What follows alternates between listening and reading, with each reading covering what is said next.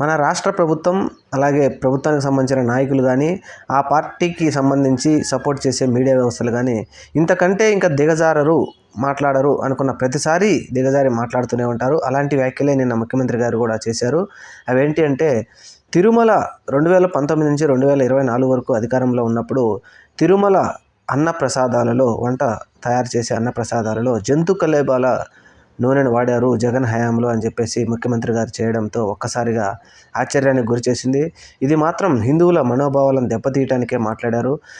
దీని వెనక ఏ కుట్ర కోణం ఉంది, అసలు ఇది ఏవి ప్రూఫ్తో ఆయన మాట్లాడారో ముఖ్యంగా దాన్ని నిక్కు తేల్చాలి. ఇది సిబిఐ ఎంక్వైరీ చేసి నిజంగా అది కానీ జరుగుంటే కనుక అందరి మీద చర్యలు తీసుకోవాలి. మరి చంద్రబాబు నాయుడు గారు సిబిఐ ఎంక్వైరీ చేస్తారా, లేదంటే వైఎస్ఆర్సీపీ పార్టీ వారైనా సిబిఐ ఎంక్వైరీ కోరాలి. దీని మీద మాత్రం నిజాలు తేల్చాలి. మరి హిందువులు అని ఎగిరిపడేవారు